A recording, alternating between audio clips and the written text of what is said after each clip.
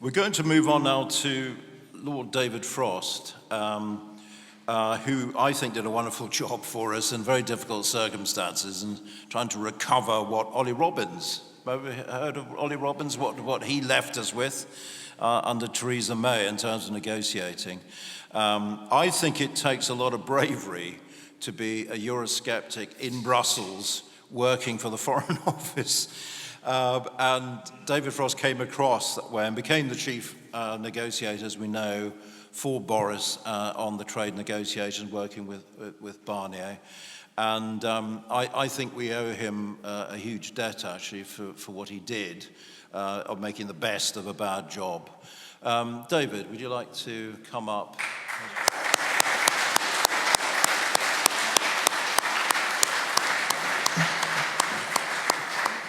Thank you very much, David. And thank you to the Freedom Association for getting this event going today. And thank you, Rory, too, for that tribute to Simon Richards. I didn't know him as well as I would have liked to, but I haven't heard anybody have a bad word about him. And that, I think, is remarkable given the debates that he's been involved in. He was involved in over the years, and we owe him a lot. Now, David, I agree with you in what you said on what is Brexit Day? Is it the end of 2020? Is it the beginning of 2020? Or is it really the referendum day? And I think it is the referendum day. And one of the things that I liked about that morning after the referendum was, I don't know whether people remember it, the New York Times headline that said, "Britain stuns the world, votes to leave the EU." And I thought that kind of really captured, not just the bemusement of the New York Times editorial board of what was going on, but also the excitement. And I think we need to recapture some of that sense of excitement, potential, something great was happening here. And at various times along the way, we have lost that. And I think we need to recapture it. Particularly, we need to recapture it just now when things are getting difficult. Now, all of a sudden, thanks to Labour, Brexit is back at the front of British politics, and I guess that is both depressing and highly amusing at the same time. It's depressing because Labour are in charge with a big majority, and there is very little we can do to stop them doing what they want other than mobilising public opinion. It's highly amusing, though, obviously, because it's exposed all the contradictions in the emerging Labour EU policy. And I just want to dwell on that a moment first. And I see that policy as really having had three stages. And first of all, we had stage one up to the election, when we were supposed to believe that the Labour leadership and the main figures in Labour were quite happy with the referendum results and had no aspiration to do anything more than tinker with the Brexit settlement. But sadly, straight after the election, we found that wasn't true. We found that the leadership was still in a sort of teenage breakup phase, still weeping over old voicemails from Jean-Claude Juncker. In the middle of a long, sort of emotionally needy situationship, as I gather young people call these things, and the British people were paying the price. And so at that point we went into stage two. Their laconic and minimalist manifesto pledges were rapidly junked. And Labour came to the great insight, Keir Starmer came to the great insight that if Britain couldn't actually be ruled by Brussels, perhaps at least it could be inconvenienced by Brussels. And that's why we've got this messy and dangerous reset about to be capped by the profoundly undemocratic European Partnership Bill that's coming to Parliament very shortly. Now, the problem is, I think, and the reason that we are in this current situation is that the Labour negotiators, the government negotiators, didn't really know what they were doing in this reset negotiation. They thought some of the outstanding problems from the TCA, the trade agreement, were outstanding because we'd chosen not to deal with them deliberately for some ideological reason, rather than because the EU wasn't interested in negotiating constructive solutions to these things. And of course, they thought that the EU would warm to them and that it would be very easy to negotiate a new kind of relationship. Of course, it hasn't worked out like that, and we all knew it wasn't going to work out like that. But instead of drawing the correct conclusions that the best thing is to make the trade agreement work and concentrate on doing useful things in this country instead, they can't admit the misdiagnosis. They've got sucked into the machinery and they realise what they promised can't be delivered. So their only option to avoid looking like they got it all wrong right from the start is to take what the EU is prepared to offer. And now they're in the traditional position of British governments, colluding with the EU about what's being agreed. The EU saying that if you accept our way of doing things, then we'll help you tell your own people there's nothing to see here. And if you doubt it, just listen to the language that's being used. They don't say, of course, we're giving power back to Brussels. That will be clear and honest, and obviously we're not going to get that. They say dynamic alignment, balance, dispute settlement, convergence, structured cooperation, special partnership, etc., etc., etc. All words designed to obfuscate, and all the words designed to hide the fact that Labour is now well beyond its manifesto position. So just a brief look at what that manifesto said, and it promised only 4 things, actually. Help for touring artists, they got nothing on that so far. Recognition of qualifications, nothing on that. EU Security Pact, got an agreement to attend some meetings, but no actual security. And a veterinary agreement, I'm not sure the government really understood what that was about, but anyway, it's now become membership of the single market for food and much of agriculture, a very clear breach of the manifesto. And against that, the government's agreed lots of things that were never in the manifesto. The 12-year session of fishing grounds, the commitment dynamic alignment, the Product Standards Act, alignment through secondary legislation, carbon pricing, the single market for electricity, CBAMs, Erasmus, and the Youth Mobility Scheme, to name just a few of these things that we're being signed up to. Now, none of these things were in the manifesto, and the government is driving fast to an accommodation with the EU on the EU's terms, and that is the situation that we face. But apparently even this isn't enough for some in the government, and the truth is clear. Now we're on the cusp of stage 3 of that policy, which is emerging rejoin. And we always knew virtually everybody at the top of mainstream Labour wanted to rejoin, and now they admit it. Streeting and Burnham at different times have been clear on this. They may say for the time being they have different positions, but only in the way that cars on a motorway are in different positions. They're all heading in the same direction to the same destination. What a frustration it must be for them that for the time being they do have to pay attention to public opinion and that they've got a by-election in one of the strongest Leave areas of the country.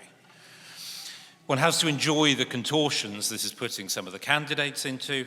Wes Streeting's EU position seems to be simple. He thinks Brexit was a catastrophe and the correct cure was to put Britain back under the control of the people who made us want Brexit in the first place.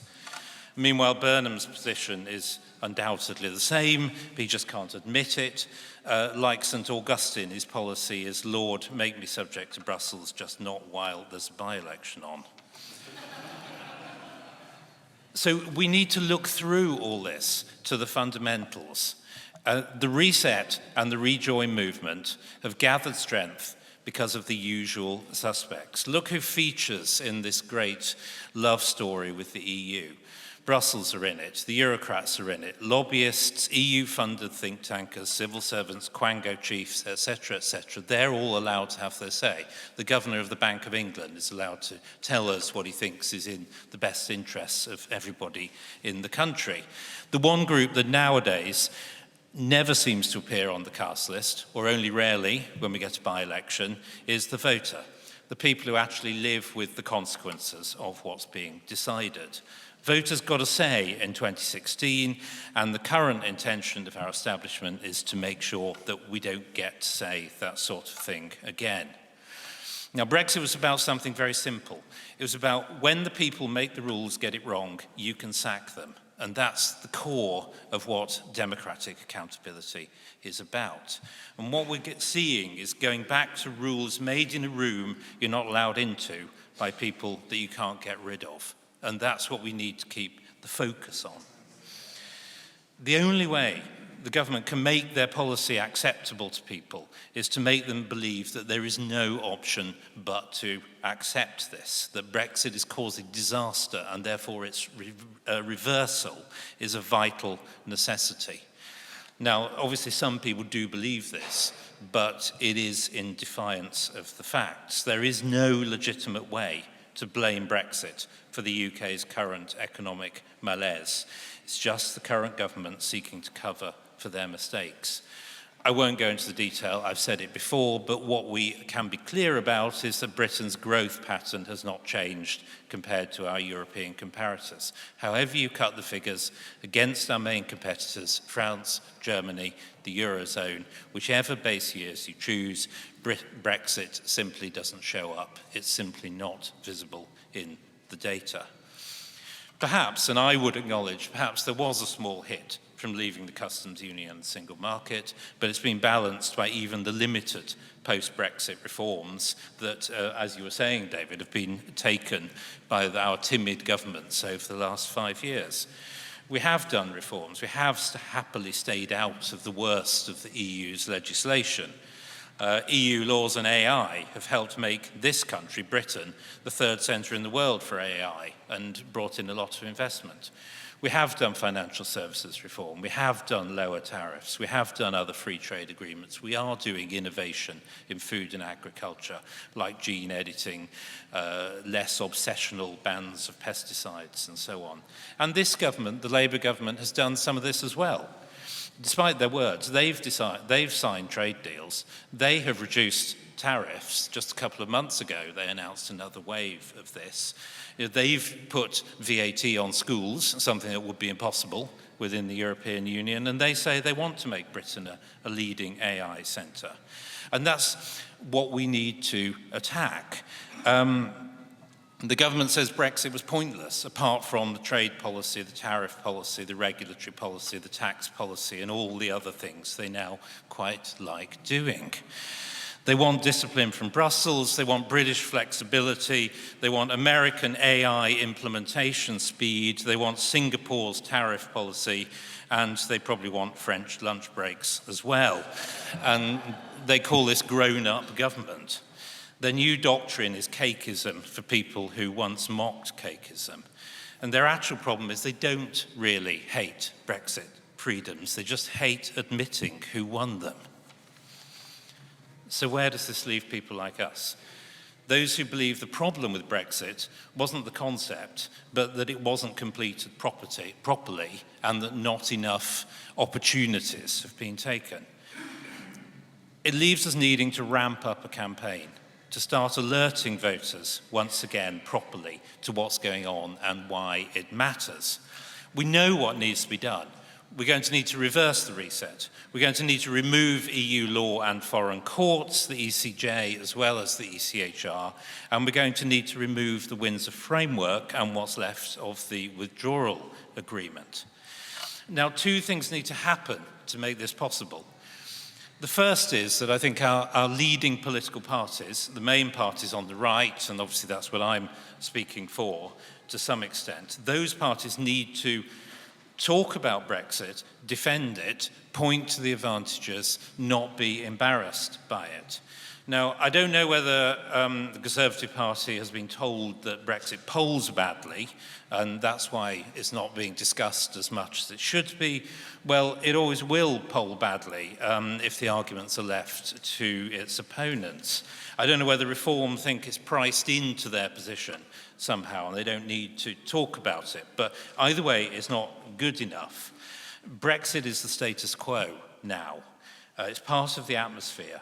And people aren't going to notice what it's giving the country and what it could give the country unless the leaders of our parties, the front benchers of our parties, the spokesmen of our parties, talk about it and explain it and rebut the myths. And at the moment, that's not happening as much as it needs to, and it is going to need to in future.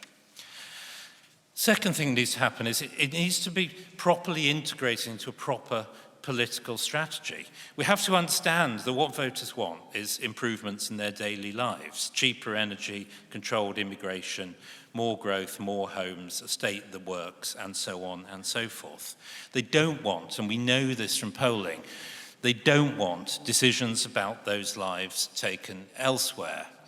But equally, at the moment, I'm not convinced that even all the supporters of Brexit are necessarily all up for another round of confrontation with the EU over what our opponents will present as technicalities.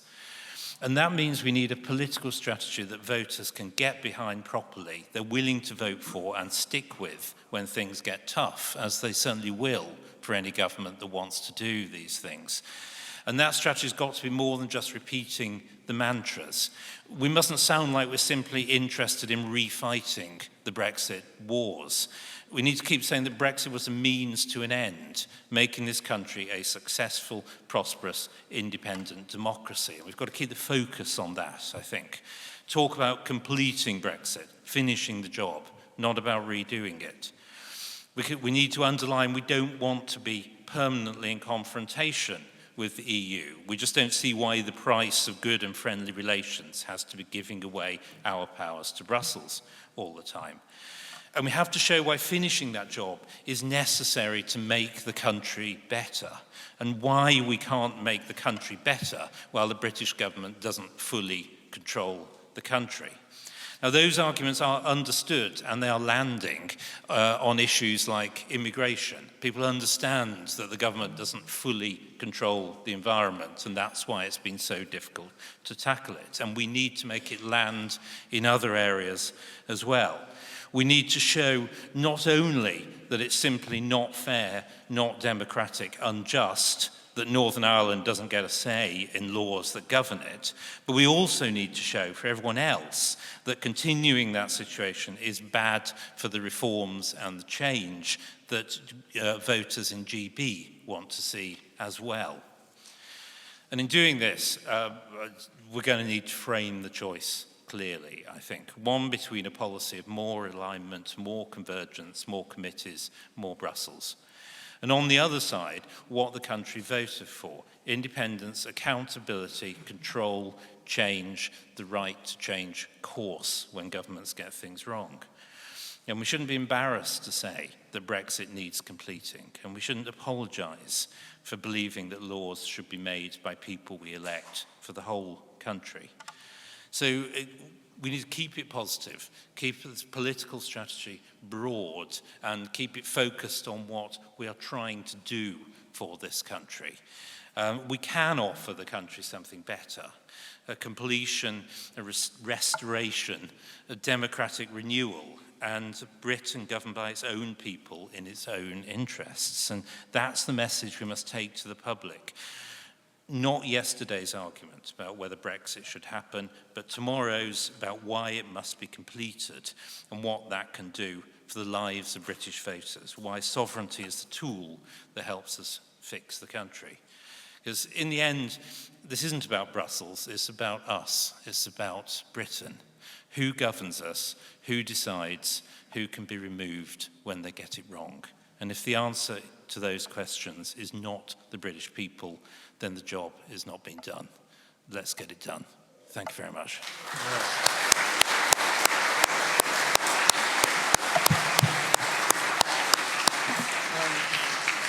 We've got a little time for some questions, not much, but would anyone like to ask Lord Frost a question or comment? We've got some speakers from the floor. Jim, do you want to?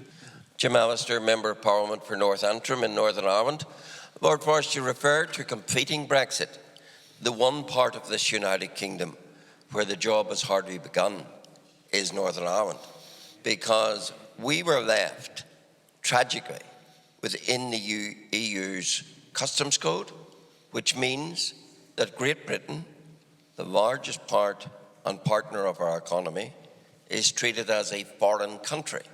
And therefore, we have an Irish Sea border with our goods coming from GB passing through a fully fledged international customs border.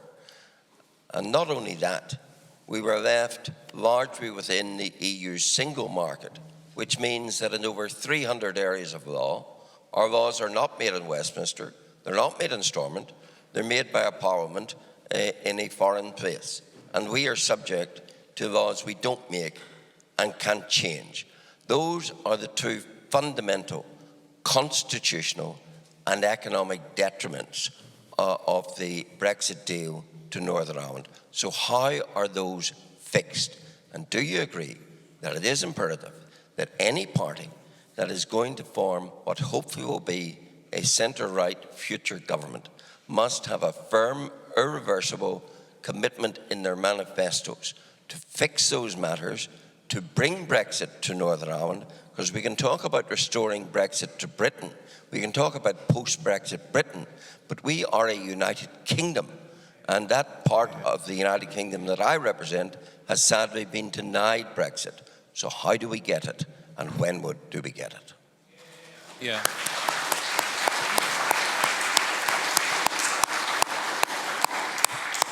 Well, we all agree. I agree with you. It absolutely is necessary to deal with this, and the current situation can't stand. And I certainly agree that, any party that doesn't have this up front in its manifesto next time round is not going to succeed in achieving it, because it is going to be difficult. And as I said in my remarks, I think it's important that we all frame this as something for the whole country, that it is primarily about the constitutional situation in Northern Ireland, of course, but it is also something that everybody in the country has to have an interest in. It's a kind of slightly complicated argument to make for many, I think, that one of the big inhibitions against the reforms that we've needed in GB has been the worry that successive governments have had about opening the gap still further with Northern Ireland. And that means that, put simply, we can't do what we need to in the whole country because we don't control the whole country. And I think we have the best chance of dealing with this problem and keeping people behind us if we can frame it as something for the whole country rather than just part of it. And that's where I think we ought to be developing our arguments, because it needs widespread backing.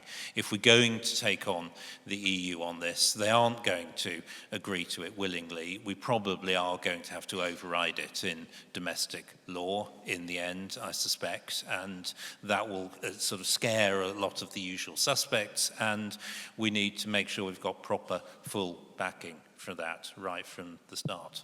It needs to be done. Thank you, David. The gentleman there with the beard, so yeah.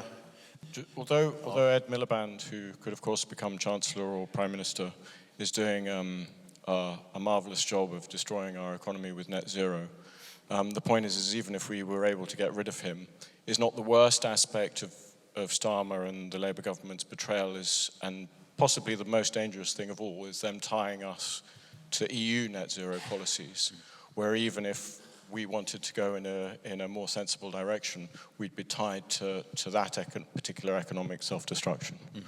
Yeah, thank you. And the gentleman there, and then we'll ask Lord Frost. Hugh Trenchard, I'm one of those. There's a mic right behind you, sir. I'm Hugh Trenchard, and I'm one of those who's recently been silenced and excluded from the House of Lords. So it's nice that I can still keep my voice here. And I would like to ask David what he thinks that the legislation that is going to enable the EU reset, it is said it's going to have a lot of poison pills or costs in order to make it very difficult to reverse when we get back into office. Have you studied the legislation, and what kind of poison pills are there going to be, and are we going to be able to resist those? So the honest answer to that question is we don't know yet. Of course, there are two things going on here. We've got this new European Partnership Bill in domestic law, which is not public yet, but I assume is going to be a bit like the European Communities Act that will allow laws made in Brussels to kind of pass through into our law via secondary legislation without any meaningful say from Parliament. So that's the one thing. As to what the agreement itself with the EU will look like, we don't yet know. I mean, there are talk of these poison pills. We don't know what the legal structure is going to be. You know, without going into too much detail, is the reset going to be confined to a protocol, say, a discrete freestanding document that we can choose to leave and get back to the current state, or will it be buried in bits of the existing treaty and force us perhaps to leave things we don't want to leave in order to accomplish reversing the reset? We simply don't know at the moment what's being negotiated, and I think it is potentially going to be quite complicated and may require us to do what we will probably have to do in Northern Ireland, which is override some of it in domestic law as well as leaving bits of the treaties. But we just don't know enough to be able to tell yet. On net zero, yeah, I agree. It's kind of passed without comment, largely, that the commitment to join the single electricity market that sort of sneaked out at the end of last year, it requires us to sign up to EU legislation on renewables. So not just, the general aspirational statements, but some very specific numbers about targets and types of energy production. And again, we're not going to get any say in that. So that is a specific case of the general problem that somehow we're going to have to pull ourselves out of probably 2 or 3 years down the line. Thank you so much, David. I really appreciate it.